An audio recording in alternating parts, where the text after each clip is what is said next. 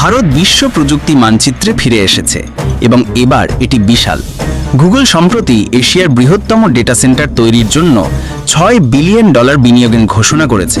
বেঙ্গালুরুতে নয়, হায়দ্রাবাদে নয়, বরং অন্ধ্রপ্রদেশের বিশাখাপত্তনমে।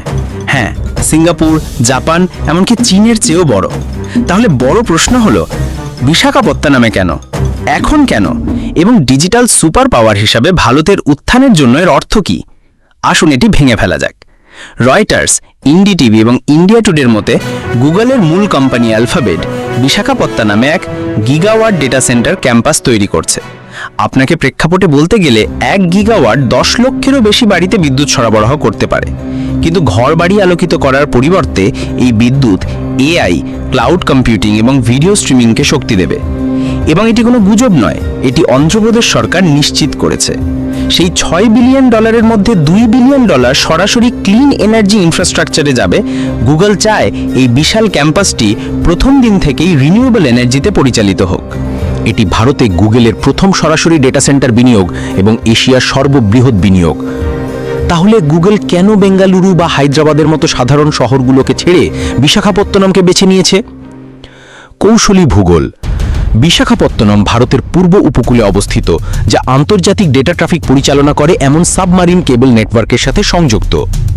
জল ও ভূমি, বিশাল জমি প্রাপ্যতা এবং নবায়নযোগ্য করিডোরে সহজ অ্যাক্সেস থাকার জন্য এটি সাশ্রয়ী হয়ে উঠেছে।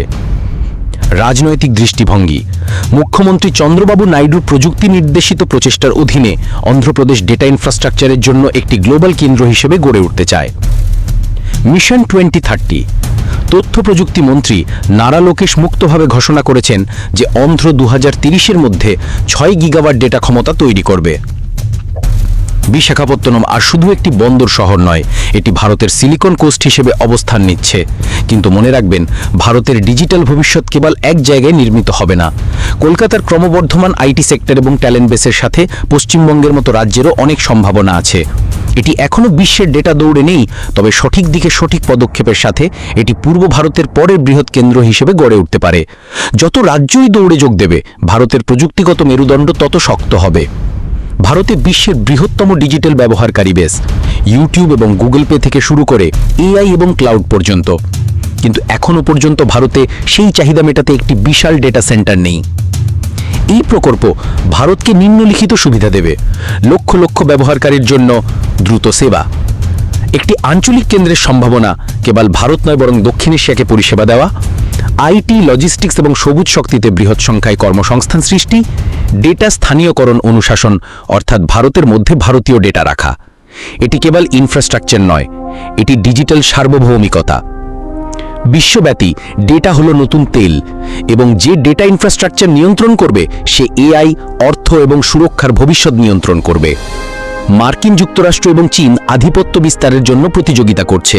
ইউরোপ তার নিজস্ব কেন্দ্র তৈরি করছে। এই বিশাল বাজির মধ্যে দিয়ে ভারত এখন স্পষ্টভাবে বলছে, আমরা আর শুধুমাত্র বিশ্বের ব্যাক অফিস নই, আমরা বিশ্বের প্রযুক্তিগত মেরুদণ্ড। সেমিকন্ডাক্টর থেকে শুরু করে এআই ল্যাব এবং এই $6 billion mega data centre, Bharat নিজেকে একবিংশ শতাব্দীর ডিজিটাল ইঞ্জিন হিসেবে প্রতিষ্ঠিত করছে। তাহলে মূল কথা হলো, বিশাখাপত্তনমে গুগলের $6 বিলিয়ন বাজি কেবল একটি ডেটা সেন্টারের চেয়েও অনেক বেশি। এটি একটি সংকেত যে ভারত ডিজিটাল যুগে নেতৃত্ব দিতে প্রস্তুত, অনুসরণ করতে নয়। কিন্তু আসল প্রশ্ন হলো, এরপর কি? এর ফলে কি ভারত জুড়ে মেগা ডেটা সেন্টারের ঢেউ আসবে? এবং ভারত কি সত্যিই বিশ্বের প্রযুক্তিগত ইনফ্রাস্ট্রাকচারের জায়েন্ট হয়ে উঠতে পারবে? নিচের কমেন্টে আপনার মতামত জানাবেন। আর টেক ইনসাইট বাংলাতে লাইক, শেয়ার এবং সাবস্ক্রাইব করতে ভুলবেন না, যেখানে আমরা বিশ্বের সবচেয়ে বড় প্রযুক্তিগত পরিবর্তনগুলো খুব কাছ থেকে দেখি, একটি তীক্ষ্ণ ভারতীয় দৃষ্টিকোণ থেকে।